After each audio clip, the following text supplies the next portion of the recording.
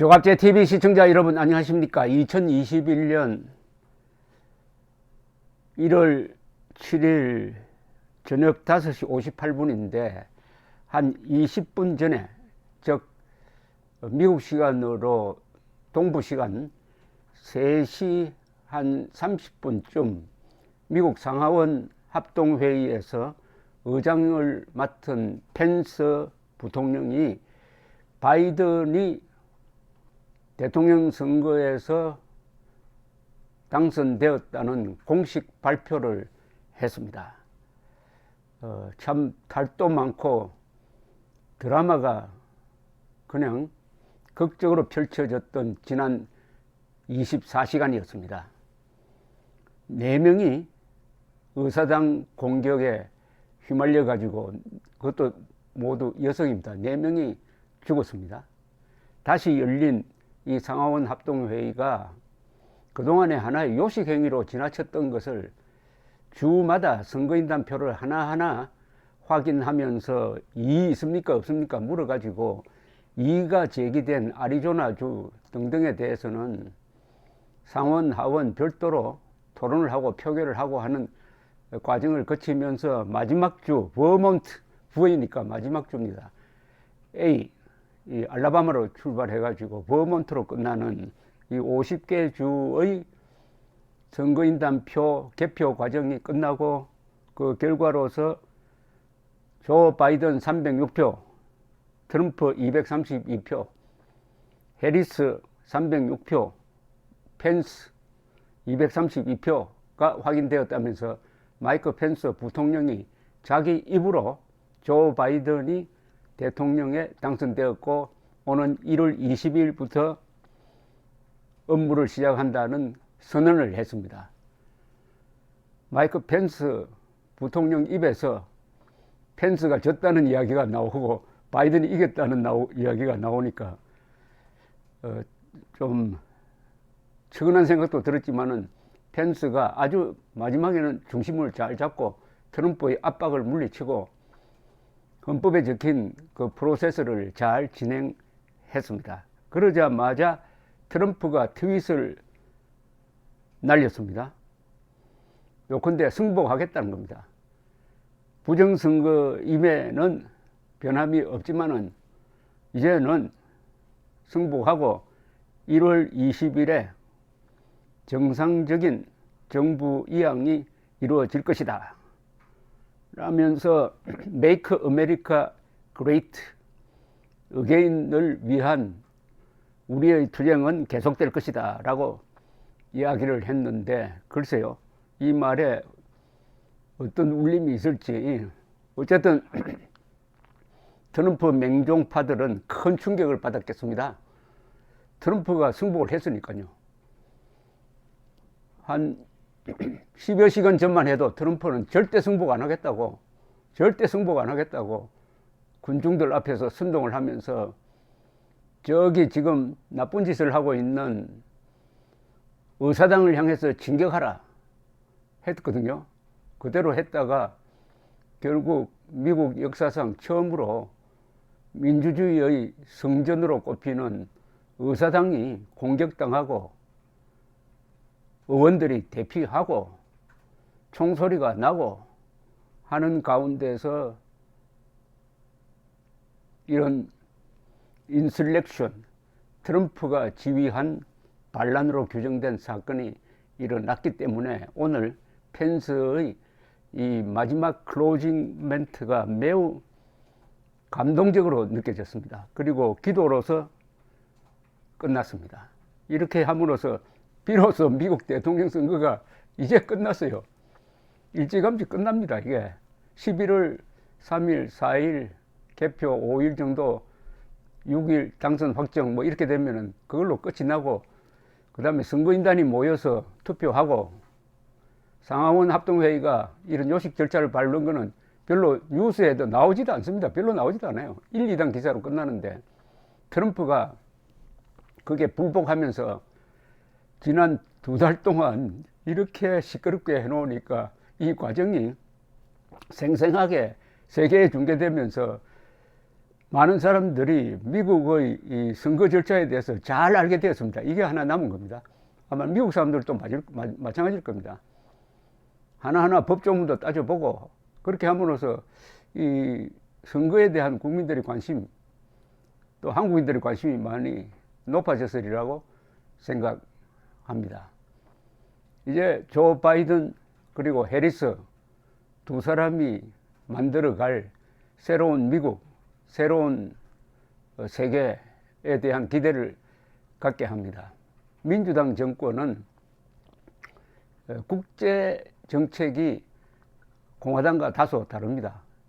공화당은 고립주의, 민주당은 국제주의라고 불립니다. 국제적인 관심이 많습니다. 그러니까 인권 문제 같은 거, 그리고 무엇보다도 이 핍박받는 사람들에 대한 동정심, 다소 지나칠 때도 있습니다만 이런 게 많고, 그래서 이런 분들을 리버럴 인터내셔널리스트라고 합니다. 자유지향적 국제주의다. 그래서 미국 역사에 보면은 해외 파병이라든지 전쟁 선포는 주로 민주당 정권 때 이루어졌습니다. 1차 세계대전 때 우드로 윌슨이 참전을 결단을 했고, 2차 세계대전 때는 프랭클린 루즈벨트가 참전을 결단을 했고, 더구나 6.25 때는 해리 트루만 대통령이 참전을 결단했고, 월남전도 케네디, 존슨 때 본격화되었으니까 중요한 전쟁은 거기가 민주당입니다. 우리와 인연을 가진 민주당 대통령도 참 많았습니다. 그런데 대체로 우호적입니다. 3.1 운동의 이념을 제공한 우드로 윌슨의 민족 자결주의, 더구나 우드로 윌슨은 프린스턴 총장 때 그 유학생 이승만을 매우 아꼈던 사람입니다. 이승만은 우드로 윌슨과의 관계를 상당히 잘 홍보에 써가지고 그분이 상해 임시정부 대통령으로 꼽힌다든지 해가지고 이 지도자로 올라설 수 있는 뒷받침이 되었던 것입니다. 프랭클린 루즈벨트는 카이로 회담에서 적당한 절차를 거쳐서 한국을 독립시킨다는 약속을 했던 사람이고, 무엇보다도 트루만 대통령은 유엔과 함께 대한민국의 3파 역할을 하고 대한민국이 침략을 당했을 때 지켜주는 그런 일을 했습니다. 존슨 대통령 때는 월남 파병을 같이 함으로써 상당히 친밀했습니다. 다만 카트가 들어오면서 인권 문제를 가지고 박정희를 괴롭혀 가지고 박정희의 종말 11.6 사건의 한 원인을 제공한 그런 면이 있기는 있습니다만은 오바마 대통령 때도 한미 관계 좋았습니다. 오히려 트럼프 때 한미 관계가 변태적으로 변해가지고 트럼프가 김정은에게 속아 넘어가는 바람에 문재인 세력에 이용당해가지고 2018년 지방선거도 망치고 그 연장선상에서 작년 4월 총선도 망치는 하나의 원인 제공자였던 것입니다.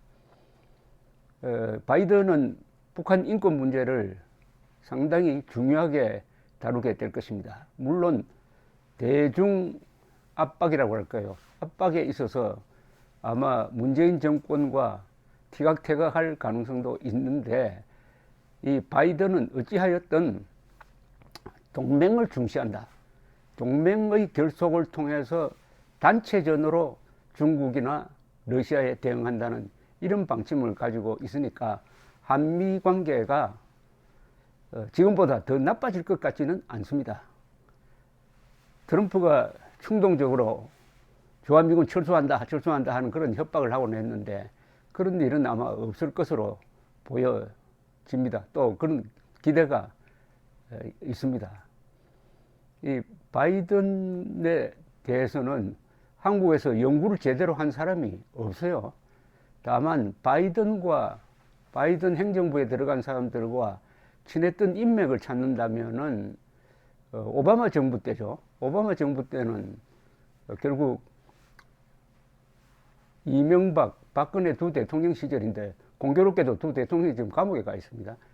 그분 밑에서 안보, 외교 분야에서 근무했던 사람들이 지금 바이든 측근과 소통할 수 있는 시기에 있는데 문재인 대통령이 그런 사람을 써서 한미 관계를 좀 정상화시켰으면 좋겠다는 것은 하나의 희망에 지나지 않을 것으로 이렇게 보입니다. 어쨌든 트럼프까지 이제 승복함으로써 외롭게 된 것이 한국의 음모론자들입니다. 한국의 음모론자들은 트럼프만 붙들고 오직 트럼프 입장에서 이 문제를 보아와서 마지막에는 트럼프의 반기를 들었던 윌리엄 바 법무장관, 마이크 펜스 부통령까지 완전히 역적으로 몰았습니다. 왜 트럼프 말대로 하지 않느냐. 그런데 트럼프마저 이렇게 손을 들어버렸으니까 그 사람들이 앞으로 트럼프를 또 비판하고 나오면 어떻게 될까요? 참 우습게 됐습니다. 이게 주체성이 없으면 이렇게 됩니다. 인간이라는 것은 자기 중심으로 생각을 해야지 트럼프 중심으로 생각을 하다가는 나중에 이렇게 비참하게 되는데, 그렇게 된 이유는 무엇보다도 진실을 부인했기 때문입니다. 우리가 어떤 사물을 논할 때 사실관계를 확인하면은 그 나머지는 이야기하기가 쉬운데, 사실관계에서 이게 어긋나버리면은 그 뒤의 행동이 다 뒤죽박죽 돼버립니다. 부정선거가 있었느냐 없었느냐만 보면 되는데, 부정선거가 있었다고 주장하는 순간부터 이 한국과 미국의 음모론자들의 아주 비참한 말로는 미리 예약이 되어 있었습니다. 진실이 밥 먹여주느냐 하는 사람도 있겠지만은 진실이 중요합니다. 그 진실 위에 정의를 올리고 그 정의가 자유를 지켜낼 때 자유민주주의, 문명, 이게 제대로 기능할 수 있다는 교훈을 이번 사태가 던져주고 있습니다. 감사합니다.